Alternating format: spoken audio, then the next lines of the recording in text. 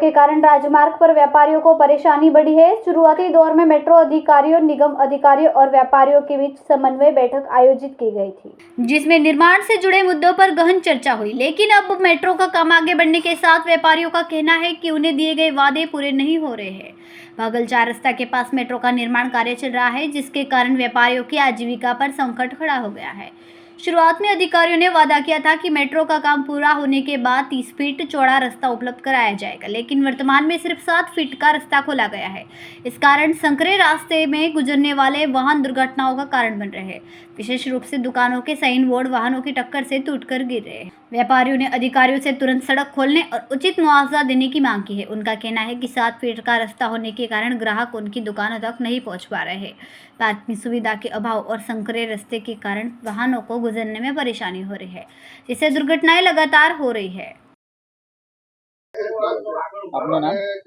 મારું નામ તાહિરભાઈ લોખંડવાલા છે। શું કહેશો, કેટલી હાલાકી પડી રહી છે અને કેટલી દુકાનો આવેલી છે?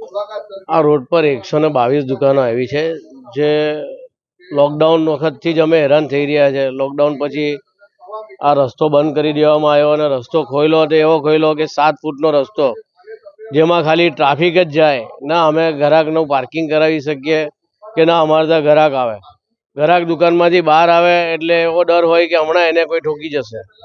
આ 1 મહિનો થયો રસ્તો ખોલવામાં। 1 મહિનામાં કમસે કમ 7 થી 8 જણને અમે મસ્કરી હોસ્પિટલમાં સારવાર માટે લઈ ગયા છે। દર 5 મિનિટે અહીંયા ઝઘડા લડાઈ થાય એટલે વેપારીઓ, પોલીસને જેમાં ટ્રાફિક હવાલદાર જેમાં બહાર આવીને ટ્રાફિક છૂટું પાડવું પડે। રસ્તો ફૂટપાથ કરતાં ઊંચો કરી દીધો છે એટલે દરેક વાહન દુકાનની અંદર ભરાઈ જાય છે। આજે પણ સવારમાં વહેલી સવારે અકસ્માત થયું, જેમાં 3-4 શટલ તોડી નાખ્યા, દુકાનના બોર્ડ તોડી નાખ્યા। અમે વારે વારે રજૂઆત કરીએ છીએ, ગાંધીનગર સુધી રજૂઆત કરી, અમે ધારાસભ્યોને પણ રજૂઆત કરી, મેયર સાહેબને રજૂઆત કરી, કમિશનર સાહેબને રજૂઆત કરી, પણ કોઈ બાજુ પણ અમારી કોઈ સુનાવણી થઈ નથી।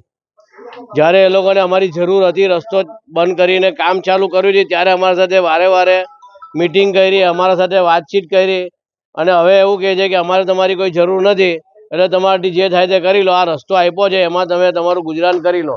હવે આ રસ્તો કેટલા સમય માટે એની કોઈ ઉલ્લેખ જ નથી।